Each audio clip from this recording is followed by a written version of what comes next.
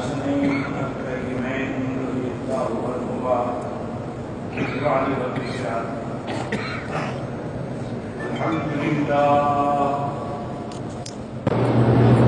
الحمد لله وكفى والصلاة والسلام على خاتم الأنبياء سيدنا وحبيبنا محمد المصطفى وعلى آله المجتبى وأصحابه النجبى. اللهم صل على سيدنا محمد النبي الأمي الهاشمي وعلى آله وأصحابه نجوم الهدى. أما بعد فقد قال الله تبارك وتعالى في القرآن المجيد والفرقان الحميد: أعوذ بالله من الشيطان الرجيم. بسم الله الرحمن الرحيم. إنما يريد الله ليذهب عنكم الرجس أهل البيت ويطهركم تطهيرا. قال النبي صلى الله عليه وسلم: إن الحسن والحسين سيدا شباب أهل الجنة، أو كما قال النبي صلى الله عليه وسلم.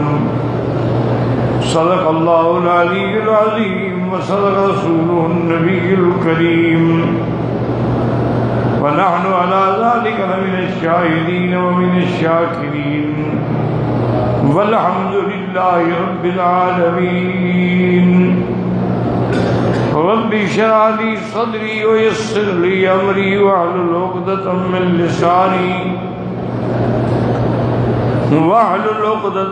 لساني يفقهوا قولي. رب زدني علما. سبحانك لا علم لنا إلا ما علمتنا إنك أنت العليم الحكيم.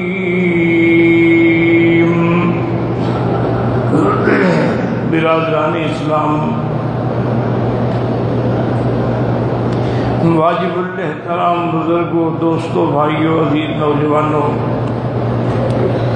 اللہ تبارک و تعالیٰ کے کلام مقدس میں سے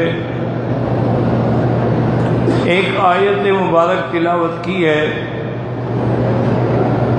اور آقا انعامدار حبیب کبریا سیدنا محمد مصطفیٰ صلی اللہ علیہ وعلا آلہ واصحابہ وسلم تسلیما کثیرا کثیرا کہ فرامین مبارکہ میں سے ایک حدیث تلاوت کی ہے. دعا فرمائیں: اللہ تعالیٰ اس عاجز کو مالا حلثیت عافیت کاملہ عاجلہ دائمہ اور حق بات بیان کرنے کی توفیق عطا فرمائیں. آپ کو حق سننے سمجھنے کی، ہم سب کو حق پر چلنے کی توفیق عطا فرمائیں.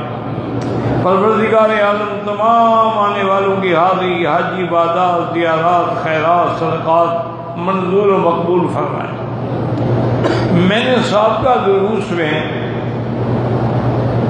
الحمدللہ ثم الحمدللہ خلفائے راشدین رضوان اللہ علیہم اجمعین کا ذکر کیا، اور اس کے بعد پھر سیدہ عائشہ صدیقہ رضی اللہ تعالی عنہ کا ذکر بھی الحمدللہ ہوا. آج کے درس میں حسنین کریمین یعنی حضرت حسن حضرت حسین رضی اللہ عنہما کا ذکر ہے. اس میں کوئی شبہ نہیں کہ حسنین کریمین ہر لحاظ سے نجیب الطرفین ہیں، کہ آپ کے والد سیدنا علی ہیں جو رابع الخلفاء ہیں، داماد محمد مصطفیٰ ہیں، اور سیدہ فاطمہ الزہرا رضی اللہ تعالیٰ عنہ کے زوج ہیں، اور پھر ان کے والد ابی طالب اور ان کی والدہ بھی سب بنو ہاشم سے ہیں، نجیب الطرفین۔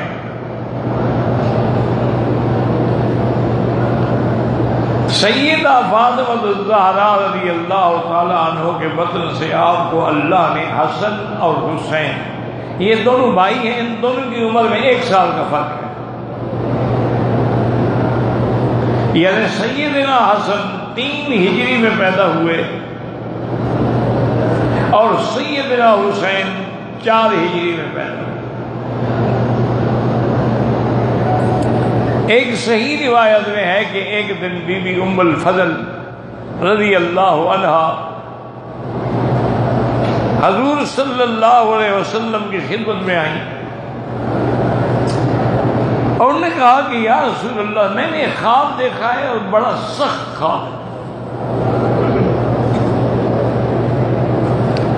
حضور نے فرمایا کہ بی بی بتاؤ تو صحیح، تو یا رسول اللہ میں بتانے سے بھی ڈرتی ہوں۔ بہرحال سرکار دو عالم کے حکم پر بی بی نے فرمایا کہ یا رسول اللہ صلی اللہ علیہ وسلم، میں نے خواب دیکھا ہے کہ آپ کے بدن سے ایک گوشت کا ٹکڑا کاٹا گیا ہے اور میری گود میں ڈالا گیا ہے۔ حضور مسکرائے اور فرمایا ام الفضل، یہ تو بڑا مبارک خواب ہے۔ تالد فاطمہ و تکون فی حجرہ، فاطمہ امید سے ہیں اللہ اس کو بچہ دے گا تو تیری گود میں آئے گا۔ چونکہ اولاد جو ہے اولادنا اکبادنا جگر کے ٹکڑے ہوتے ہیں، اسی لیے حضور نے فرمایا تھا فاطمہ بضعۃ منی، میرے جگر کا ٹکڑا ہے، فمن احبها فقد احبنی ومن ابغضها فقد ابغضنی، او کما قال النبی صلی اللہ علیہ وسلم، جو اس سے محبت کرے اس نے مجھ سے محبت کی، اور جو بی بی کو ناراض کرے اس نے مجھے ناراض کیا۔ اور ایک روایت میں ہے کہ من آذاها فقد آذانی، جو ان کو تکلیف پہنچائے اسے مجھے تکلیف پہنچائے۔ اس لیے آپ نے فرمایا کہ یہ تو بڑا مبارک خواب ہے۔ تو حسنین کریمین کو اللہ نے ہر لحاظ سے ایک شان بخشا، حتیٰ کہ صحابہ فرماتے ہیں اور خود حضرت علی بھی فرماتے ہیں کہ سر سے لے کر سینے تک، ناف تک حضرت حسن بالکل حضور کی شکل تھے، اور حضرت حسین جو ہے ان کا نچلا حصہ جو تھا پاؤں تک وہ بالکل حضور کی شکل تھا، اور اگر دونوں بھائیوں کو اکٹھے کھڑا کر دو تو حضور کی تصویر نظر آ جاتی رضی اللہ عنہما۔ اور اسی طرح صحیح روایات میں ہے کہ ایک دن حضرت علی حضرت ابو بکر رضی اللہ عنہما عصر کی نماز کے بعد جا رہے تھے اور دونوں بھائی جو ہے وہ کھیل رہے ہیں، حضرت حسن کھیل رہے ہیں۔ حضرت ابو بکر نے حضرت حسن کو اٹھایا، اپنے کندھے پہ بٹھایا اور کہا واللہ شبیہ بالنبی لا بعلی، کہا مجھے اللہ کی قسم ہے تم حضور کی شکل ہو، حضرت علی کی شکل نہیں ہو۔ فضحک علی، حضرت علی کھڑے مسکرا رہے تھے۔ اور اسی طرح سرکار دو عالم صلی اللہ علیہ وسلم ایک دفعہ منبر پہ خطبہ پڑھا رہے تھے، اور یہ دونوں بھائی، اور ایک روایت میں ہے کہ قمیصاں نے دونوں پر سرخ رنگ کی قمیصیں تھیں۔ ویسے سرخ رنگ کے کپڑے سے حضور نے منع فرمایا ہے لیکن بچوں کے لیے تو نہیں۔ سرخ رنگ کا کپڑا جس میں اور کوئی رنگ نہ ہو وہ منع ہے، اگر اور دھاریاں ہوں یا اور نشان ہوں پھر کوئی حرج نہیں، کیونکہ ایک صحابی فرماتے ہیں کہ میں نے دیکھا حضور پہ علیہ حلۃ حمرا، آپ سرخ رنگ کا جوڑا پہن کے بیٹھے ہوئے تھے، تو صحابہ نے فرمایا کہ اصل میں اس میں دھاریاں تھیں اور یمن سے وہ آیا تھا۔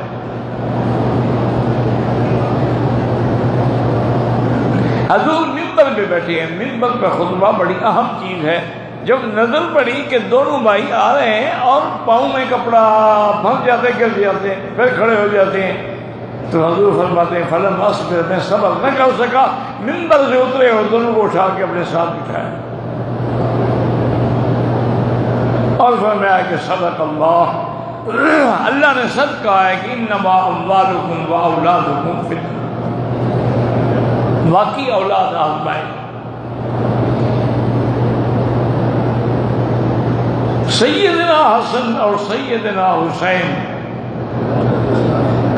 رضی اللہ عنہما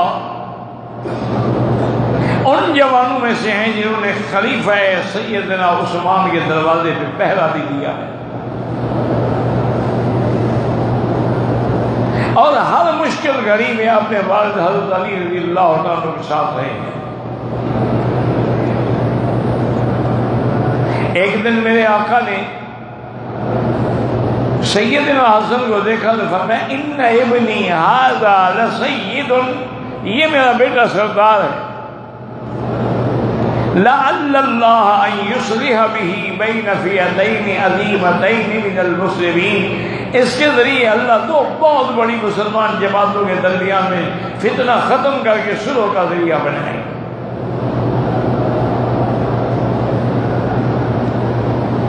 یہ پیشین گوئی بھی حضور نے دی حضرت حسن رضی اللہ تعالیٰ عنہ کے بارے میں، اور جو بالکل 100% صحیح ثابت ہوئی کہ حضرت علی اور حضرت معاویہ رضی اللہ عنہما کے درمیان میں جو شدید اختلاف تھا، جنگیں تھیں، لڑائیاں تھیں، اب حضرت علی کی شہادت کے بعد خلافت ملی حضرت حسن، حضرت حسن رضی اللہ تعالیٰ عنہ خلیفہ منتخب ہوئے، تو آپ نے اپنے بھائی حضرت حسین کے مشورے سے سیدنا معاویہ کو بلا کے صلح کر لی اور خود خلافت سے دستبردار ہو۔ حضور کی وہ پیشین گوئی جو تھی وہ پوری ہو گئی کہ دو مسلمانوں جماعتوں میں جو جھگڑا تھا وہ جھگڑا، فتنہ، لڑائی سب ختم ہو گیا۔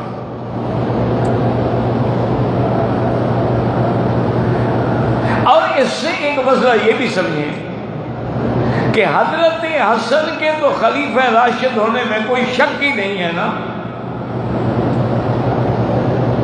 کہ سرکار نے فرمایا الخلافۃ بعدی 30 سنۃ، تو جب خلیفہ راشد خود دستبردار ہو کر حضرت معاویہ میں ہاتھ میں بیعت کر لیں تو اب وہ بھی خلیفہ ہو گئے، کہ ارباب حل و عقد نے بھی بیعت کی، حضرت حسن نے بھی کر دی، حضرت حسین نے بھی کر دی، اس لیے اب ان کی خلافت میں بھی کوئی شبہ نہیں ہے، رضوان اللہ تعالی علیہم اجمعین۔ اور صحابہ یہ اکرام کرتے تھے کہ حضرت ابن عباس جیسا آدمی حبر المفسرین یاخذ برکاب الحسن والحسین، وہ سوار ہوتے وہ ان کا رکاب پکڑ کے ساتھ چلتے اور کہتے یہ اللہ کا احسان ہے کہ مجھے اللہ نے یہ خدمت کی توفیق دی ہے۔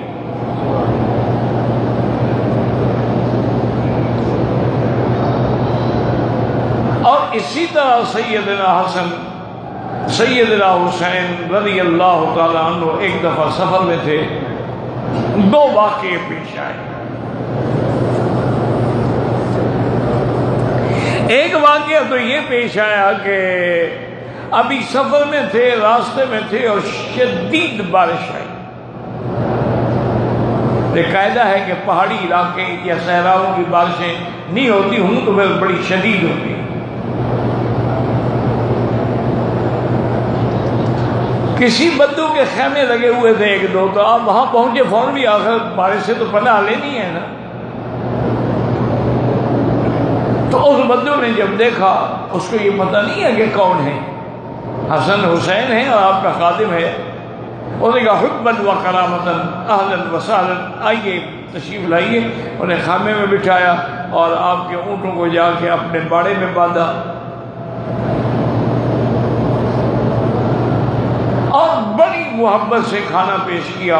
ایک دمبا تھا، ذبح کیا، دمبا پکایا۔ اللہ کی شان یہ ہے کہ دوسرے دن بھی بارش نہیں رکی۔ اب حضرت حسن حسین مجبور ہیں، بارش رکے تو آگے سفر جاری رکھیں نا۔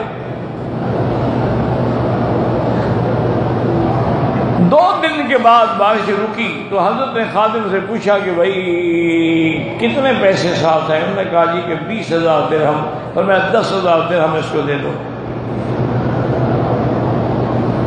اور ساتھ معذرت بھی کی کہ دیکھو بات سنو، ہم سفر میں ہیں، تمہاری صحیح خدمت نہیں کر سکتے، لیکن اگر کبھی مدینہ منورہ میں آنا ہو تو پھر پوچھ لینا، کسی سے بھی پوچھنا حسن حسین کے بارے میں، وہ بتا دیں۔ جب آگے چلے تو خادم نے عرض کیا، کہا حضرت پھر آگے سفر پہ جانے کی کیا ضرورت ہے؟ ایک آدمی نے 2 بکریاں کھلائیں، 2 دمبے ذبح کی، آپ نے 10,000 دے دی، تو آگے کسی اور کو بھی 10,000 دیں گے، ہمارے پاس تو ہو گئی، واپس سے تو آنا پڑے گا، بہتر نہیں ہے کہ ہم واپس ہی چلے جائیں۔ اب دیکھیں گے حضرت کیا بات کی، فرمایا ہم سے زیادہ وہ بدو سخی ہے۔ میں کہا کیسے حضرت؟ 2 دمبے کھلائے 200 ریال کے ہوں گے، آپ نے تو 10,000 دیا۔ انہوں نے فرمایا اللہ کے بندے، اس کی کل جائیداد ہی 2 دمبے تھے، تیسرا تو اس کے پاس تھا کچھ نہیں، وہ اس نے ذبح کر کے ہمیں کھلا دی، تو گویا اس نے پوری جائیداد کھلا دی، ہم نے تو پھر بھی آدھے پیسے دیے ہیں، تو سخی تو وہ ہے۔ اور اسی طرح آپ سفر میں ایک مقام پہ پہنچے، وہاں دیکھا کہ ایک بزرگ ہے، بوڑھے آدمی ہیں، 70-80 سال کی عمر ہے، وضو کر رہے ہیں لیکن وضو کرنا آتا نہیں۔ بہت سارے لوگ ہیں، اللہ ہمیں بھی انہیں بھی ہدایت دے، 80 سال گزر جاتا ہے، نہ وضو کرنا سیکھے نہ نماز پڑھنا سیکھے، بس ایک دوسرے کو دیکھ کے گزارا کرتے رہتے۔ حالانکہ دین میں کوئی شرمندگی نہیں ہوتی، ایک مسئلہ نہیں آتا پوچھو، فصل وہ حالت دیکھو، یہی حکم ہے کہ پوچھو، یہی حکم ہے کہ شفاء العی السؤال۔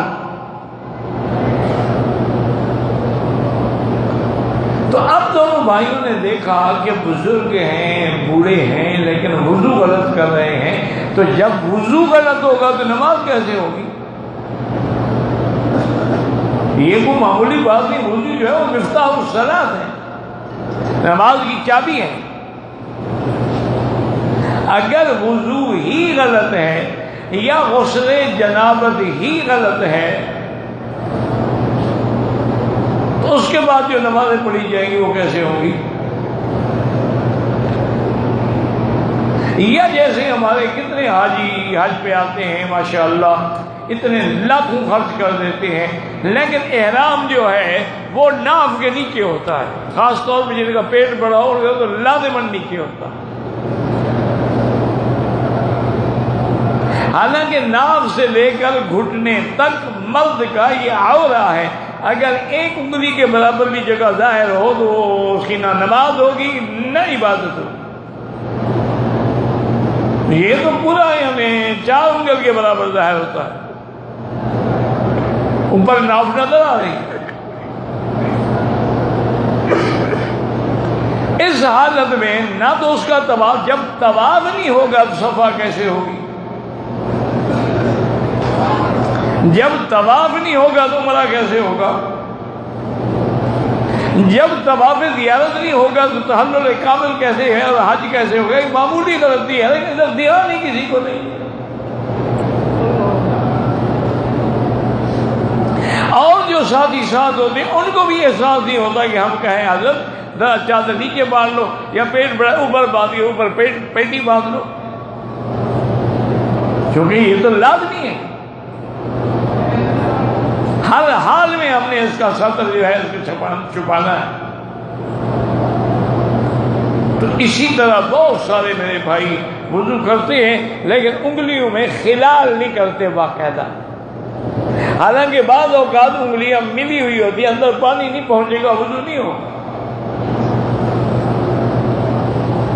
کتنے ہمارے بھائی بہنیں بیٹیاں غسل جنابت کرتی ہیں لیکن ناف میں پانی نہیں پہنچاتی، مرد بھی ناف میں انگلی نہیں پھیریں گے۔ بھئی اگر ناف کا اندر کا حصہ خالی رہے گا، پانی نہ پہنچا، پھر تو غسل نہیں ہوگا۔ تحت کل شعرۃ جنابۃ، بال کے نیچے جنابت ہے، جب ایک بال کے نیچے جنابت ہے وہ تو ایک خاصی بڑی جگہ ہے، لیکن اس کا کوئی احساس نہیں ہوتا۔ اور جاہلانہ رسمیں جو ہیں وہ ان کو بڑی یاد ہوتی ہیں کہ جنابت کا غسل کرنے بسم اللہ الرحمن الرحیم لا الہ الا اللہ کلمہ پڑھے، کافر ہو گیا تھا تو کیا مسلمان ہو رہا ہے غسل خانے میں، اور وہ بھی ننگے کھڑے ہو کے؟ کپڑوں کے ساتھ تو کلمہ اس کو نصیب نہیں ہوا نا، اب ننگے کھڑے ہو کے پڑھ رہا۔ تو جی میں نے غسل جنابت کو، اللہ کے بندے کلمے کا اس سے کیا تعلق ہے؟ ہر چیز کا ایک مقام ہے۔ اب قرآن کا تعلق قیام سے ہے، کوئی رکوع میں پڑھے ناجائز ہے، سجدے میں پڑھے ناجائز ہے۔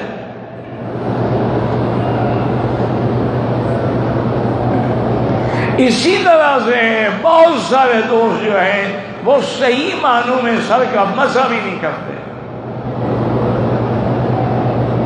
اور خاص طور پہ میری بیٹیاں تو جو ایک سفید رومال باندھ لیتی ہیں نا احرام کی حالت میں، پھر اس کے اوپر مسح کرتی ہیں، اوپر پٹی باندھی ہوئی ہے، زخم ہے تمہیں، وہ تو مسح نہیں ہوتا۔ جب مسح نہیں ہوا وضو نہیں ہوا، وضو نہیں ہوا تو نماز ہی نہیں ہوئی۔ اب جن کی عرفات میں بھی نماز نہ ہو، مزدلفہ میں بھی نہ ہو، مینا میں بھی نہ ہو، ایسے حج پڑھنے کا فائدہ؟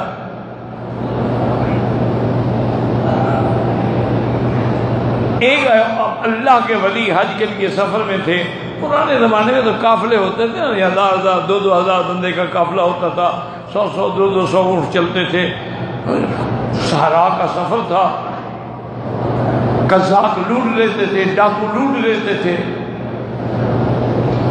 وہ حضرت وضو کرنے گئے نا تو نماز اتنی دیر ہو گئی کہ تکبیر اولا یعنی اللہ اکبر جب اس میں وہ شریک نہ ہو سکے، رکعت اولا میں آ گئے، ابھی امام فاتحہ پڑھے وہ آ گئے، لیکن تکبیر اولا جو تھی تکبیر تحریمہ اس میں شریک نہیں ہو سکے۔ نماز کے بعد رونے لگے، ساتھیوں سے کہا بھی میں تو واپس جاتا ہوں۔ کیا بات ہے؟ کہا اللہ کے بندے آج میری سفر کی تھکان کی وجہ سے تکبیر اولا جو ہے وہ قضا ہو گئی، حج پہ جانے کا فائدہ؟ حج تو ایک نفلی عبادت ہے، وہ تو اللہ نے سال میں ایک دفعہ رکھا ہے ہم پر، اور ایک دفعہ فرض ہے، ہر سال بھی فرض نہیں ہے، اور نماز تو ایک دن میں 5 دفعہ فرض ہے۔ حج کا حکم جبریل لے کے آیا ہے، اور نماز کا حکم تو خود محمد مصطفیٰ لے کے آئے صلی اللہ علیہ وسلم۔ واپس چلے گا۔ اب کتنے ہمارے لوگ ہیں تھکے ہوئے آئے تھے جی، سو گئے، وہ پھر نیند نہیں کھلی، آنکھ نہیں کھلی، نمازیں قضا ہو رہی ہیں، ہوٹلوں میں سوئے ہوئے ہیں، پڑے ہوئے ہیں، کوئی فکر نہیں۔ طواف کی ابتدا کریں کوئی پتہ نہیں ہے کہ ہم نے رکن یمانی سے کی ہے یا حجر اسود سے کی۔ حجر اسود پہ استلام کر رہے ہیں، پتہ نہیں ہے کہ اشارہ ہم سینہ کر کے کر رہے ہیں یا بغیر سینہ کیے ہوئے کر رہے ہیں۔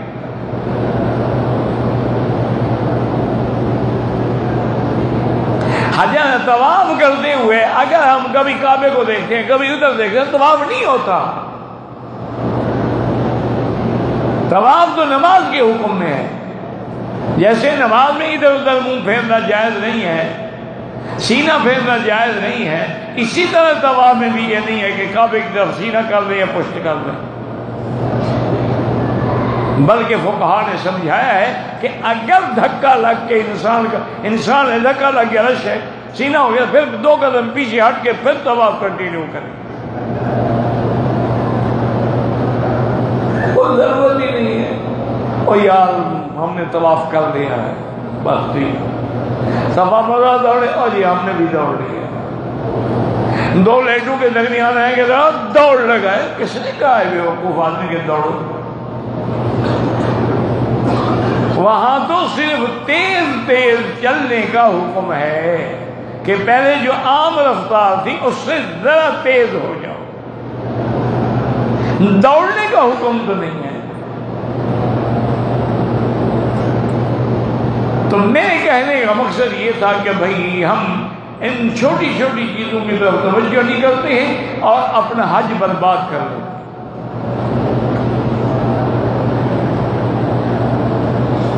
اب دونوں بھائیوں نے مشورہ کیا کہ اگر ہم اس بزرگ سے کہیں کہ حضرت آپ تو وضو صحیح نہیں کر رہے تھے، انہیں تکلیف ہوگی، شرمندگی ہوگی کہ بچے ہو کے مجھے کہہ رہے ہیں،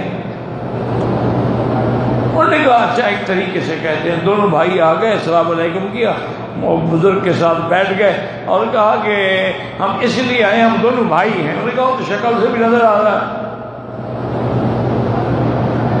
انہوں نے کہا ہمارا آپس میں اختلاف اس بات پہ ہے کہ میرا بھائی حسن کہتی ہیں کہ میں وضو سنت کے مطابق صحیح کرتا ہوں، اور حسین کہتی ہیں کہ وضو سنت کے مطابق میں صحیح کرتا ہوں۔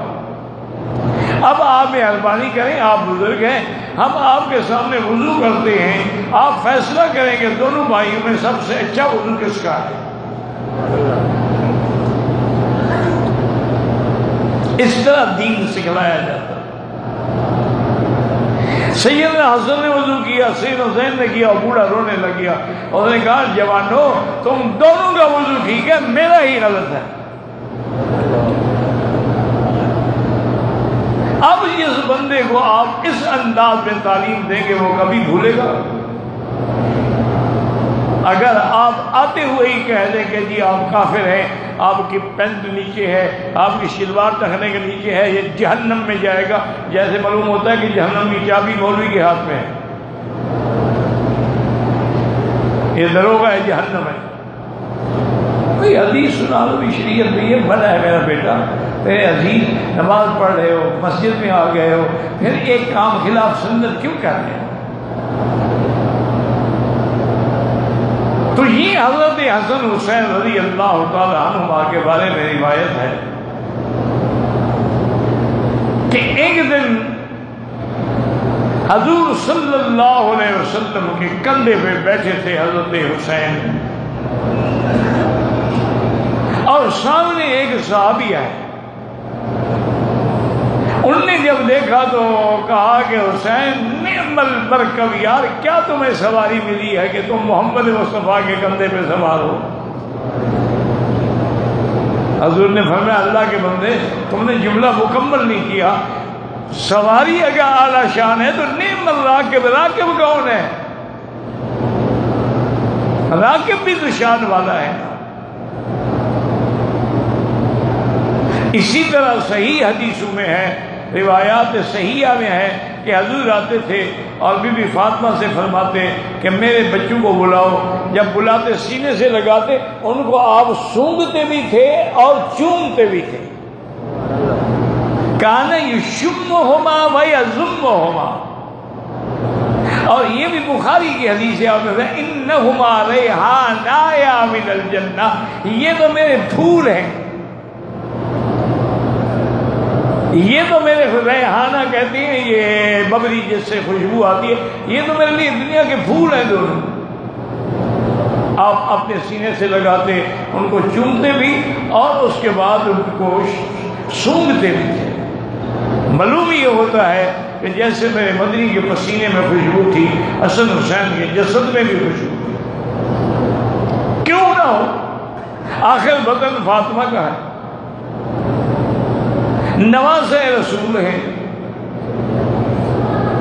اور اسی طرح ایک دن حضور پاک نے دونوں کو بٹھایا اور دعا کی، اللہم انی احبہما فاحبہما،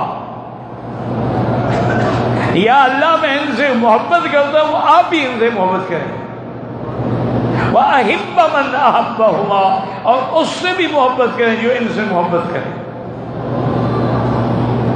حضور صلی اللہ علیہ وسلم نے حسن حسین رضی اللہ تعالی عنہما کے لیے دعا فرمائی۔ اور اسی طرح صحیح روایات میں ہے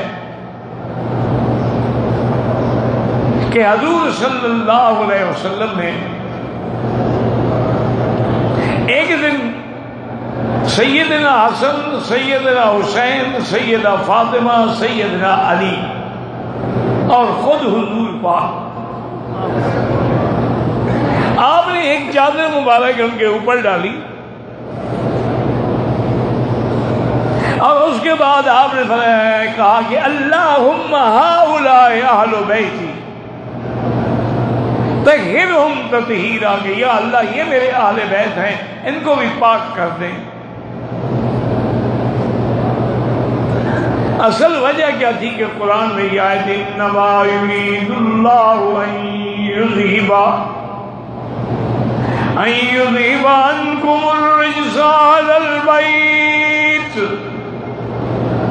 ویطہرکم تطہیرا، اللہ چاہتے ہیں کہ اہل بیت سے ہر قسم کی رجس، ہر قسم کی ناپاکی دور کر دیں اور بالکل پاکیزہ کر دیں، ظاہراً بھی اور باطناً بھی۔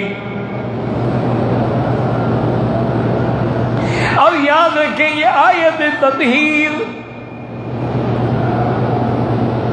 سارے قرآن پاک میں دیکھ لیں کہ پہلے بھی حضور کی بیویوں کا ذکر ہے، اس آیت کے بعد بھی بیویوں کا ذکر ہے۔ اصل میں یہ اہل بیت کا لفظ جو ہے اس کا اطلاق ہوتا ہی ازواج رسول پہ ہے۔ آج بھی کہتے ہیں میری اہلیہ ہے، اہل و عیال ہیں۔ اور اسی طرح قرآن مجید میں ہے کہ جب فرشتوں نے آ کے سیدنا ابراہیم علیہ السلام کو بشارت دی، فَبَشَّرُوهُ بِغُلَامٍ حَلِيمٍ، کہ اللہ آپ کو اولاد دیں گے، لڑکا دیں گے، اور وہ بھی علم والا۔ ایک جگہ فرمایا علیم، علم والا، تو جس میں علم بھی آ جائے، علم بھی آ جائے تو باقی کیا بچ گیا؟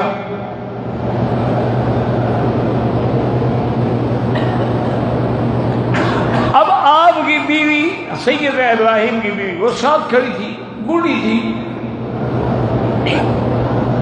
فَأَقْبَلَتِ امْرَأَةٌ فِي صَرَّةٍ فَسَكَّتْ وَجْهَهَا قَالَتْ عَجُوزٌ عَقِيمٌ، اس نے اپنی پیشانی پہ ہاتھ مارا کہ ہائے میں بوڑھی ہو گئی، میں تو بچے پیدا کرنے کے قابل ہی نہیں ہے، میرے تو ایام بھی بند ہو گئے ہیں۔ اور دوسری جگہ انہوں نے یہ کہا کہ ھذا بعلی شیخا، کہ میرا خاوند بھی بوڑھا ہو گیا، میں بھی بوڑھی ہو گئی، ان ھذا لشیء عجیب، یہ عجیب بات ہے کہ اب مجھے بچہ ہوگا۔ تو فرشتوں نے کیا کہا؟ قالوا وتعجبین من امر اللہ رحمت اللہ علیکم وبرکاتہ اہل البیت۔ انہوں نے کہا بی بی کیا کہہ رہی ہو، اللہ کے حکم سے حیران ہوتی ہو، جو جوانی پہ دینے پہ قادر ہے وہ بڑھاپے میں بھی دینے پہ قادر ہے، کیوں تعجب کر رہی؟ تو انہوں نے اہل بیت کا اطلاق جو ہے حضرت ابراہیم کی صرف بیوی تھی اور تو کوئی نہیں تھا وہاں، بچہ تو پیدا ہی نہیں ہوا۔ تو اہل بیت کا لفظ ہوتا ہی ازواج کے لیے ہے، اور یہاں بھی ازواج کے لیے ہے۔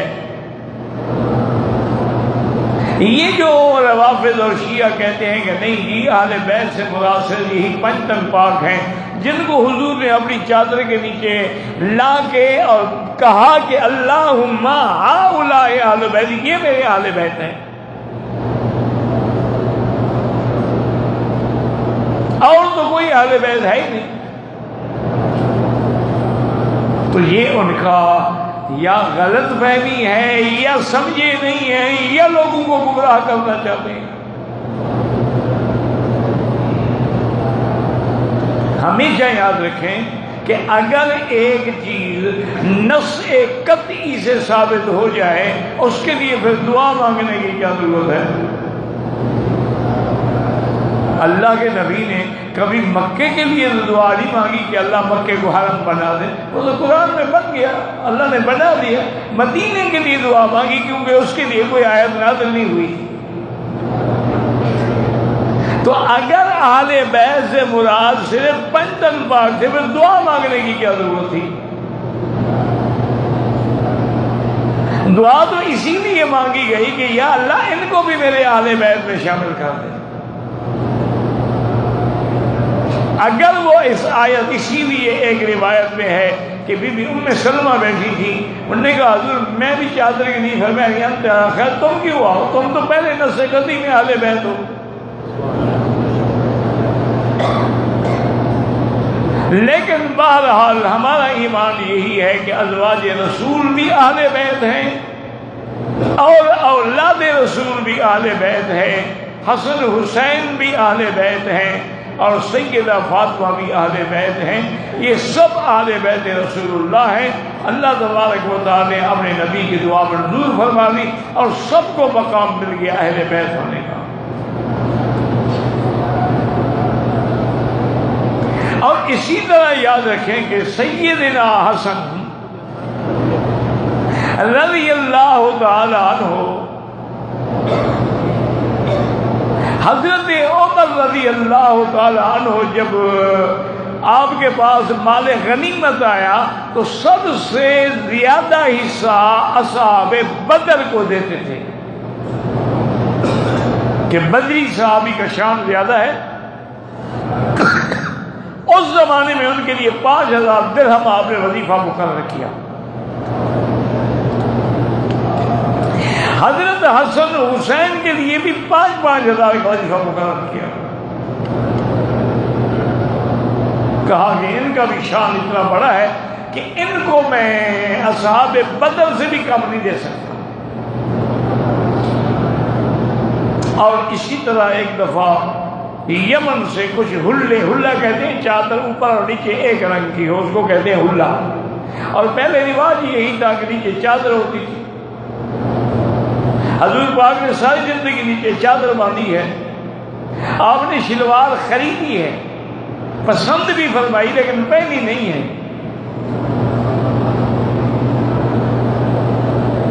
آپ نے پسند فرمایا کہ اچھا کپڑا ہے، ساتر ہے عورت کے لیے، بدن کو چھپانے والا ہے، لیکن پہنا نہیں ہے۔ ساری زندگی آپ ہمیشہ چادر پہنتے ہیں، اوپر یا تو لمبا کرتا پہنتے ہیں چھوٹی پنڈلی تک، یا اوپر بھی پھر چادر پہنتے ہیں۔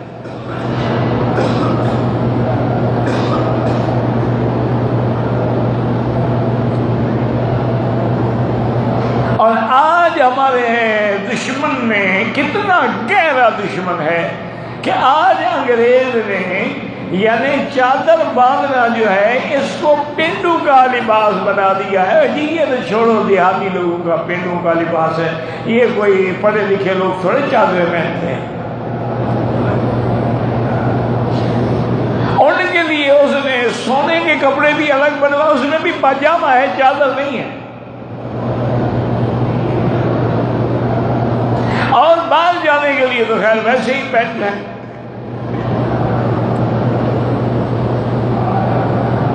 وجہ کیا ہے کہ ساری زندگی حضور نے چادر پہنی ہے، وہ بدلہ لے رہا ہے۔ حضور نے پگڑی باندھی ہے، اس نے پگڑی جو ہے وہ بیلے کے سر پہ رکھی ہے۔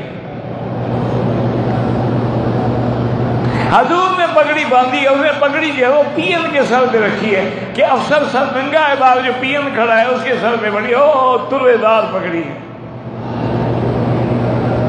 حضور نے ٹوپی پہنی ہے، اس نے بیروں کے سر پہ یا شیف کے سر پہ، کھانا پکانے والے کے سر پہ بڑی لمبی سی ٹوپی بنا کے پہنائی ہوئی ہے۔ یہ ایسے نہیں ہے، یہ عداوت ہے، یہ بغض ہے، یہ عناد ہے۔ ایک دفعہ نواب بہاولپور میں فوت ہو گئے، اللہ ان کی قبر پہ رحمت فرمائے۔ وہ تقریباً 6 مہینے لندن میں رہتے تھے اور 6 مہینے اپنے اسٹیٹ میں رہتے تھے بہاولپور میں۔ انہوں نے اپنے لندن کے قیام کے دوران میں ویسرائے کو دعوت دی، جارج پنجم تھا یا جارج ششم تھا، پتہ نہیں کون تھا، اور نواب صاحب نے انتظام یہ کیا کہ جو جارج کی لباس ہے نا، وردی ہے، وہ اپنے نوکروں کو بھی وہی پہنائی، ڈرائیوروں کو بھی وہی پہنائی، بیروں کو بھی وہی پہنائی، تمام ملازمین کو وہی جارج ششم کی پگڑی پہنائی۔ وہ آیا کھانے پہ، نواب کی دعوت تھی، کھانا تو کھایا تو اسے برا بڑا بنایا۔ سمجھ گیا وہ کہ بھی یہ کیا ہے، نواب نے تو طنز کیا ہے مجھ پہ۔ بہرحال کھانے کے بعد جب علیحدہ ہوئے تو اس نے کہا یہ آپ نے کیا کیا؟ اس نے کہا اگر آپ ہمارے نبی کی توہین کریں تو ہمیں قبول ہے، میں تمہارا لباس پہنا ہوں تو تمہیں قبول نہیں ہے۔ تم کیوں امامہ کی توہین کرتے ہو؟ تم کیوں لباس نبی کی توہین کرتے ہو؟ کہ اگر آج بھی کوئی آدمی چھوٹی پنڈلی تک چادر باندھے ہوئے ہو اور سر پہ پگڑی ہو اور جیب میں مسواک کہیں گے کارٹون جا رہا ہے، اور اگر جناب اس نے گلے میں ٹائی ہو، 3 پیس سوٹ ہو اور باقاعدہ صلیب کا نشان لٹک رہا ہو تو کہیں گے یہ کوئی پڑھا لکھا آدمی معلوم ہوتا ہے۔ پڑھا لکھا ہے تبھی تو نبی کا مخالف ہے، جاہل ہوتا تو مخالف کیوں ہوتا؟ اِنَّ لِلَّهِ وَإِنَّا إِلَيْهِ رَاجِعُونَ وَلَا نَقُولُ إِلَّا لَا حَوْلَ وَلَا قُوَّةَ إِلَّا بِاللَّهِ الْعَلِيِّ الْعَظِيمِ۔ تو اب حلے جب یمن سے آئے، حضرت عمر رضی اللہ تعالیٰ نے تقسیم فرما دیا کہ حسن حسین کو نہیں دیا۔ تو کسی نے کہا کہ حضرت آپ نے سب کو حلے دیے ہیں، لیکن حسن سے فرمایا یہ حسن حسین کے قابل نہیں تھے، یہ میں نے یمن کے گورنر کو لکھا ہے کہ ان کے لیے خاص حلے بھیجے، یہ میرے شہزادوں کے پہننے کے لائق نہیں تھے۔ وہاں سے خصوصی حلہ منگوا کے دونوں بھائیوں کو دیے۔ اسی طرح حضرت امیر معاویہ رضی اللہ عنہ کان یکرمہما ویعظمہما، تکریم کرتے، تعظیم دیتے، اپنے ساتھ تخت پہ بٹھاتے اور 2 لاکھ سالانہ وظیفہ پیش کرتے۔ رضوان اللہ علیہم اجمعین۔ سیدنا حسن کی وفات مدینہ منورہ میں ہوئی اور جنت البقیع میں دفن ہوئے۔ البتہ سیدنا حسین بما اہل و عیال سرزمین کرب و بلا میں شہید ہوئے، رضوان اللہ علیہم اجمعین، واللہ اعلم۔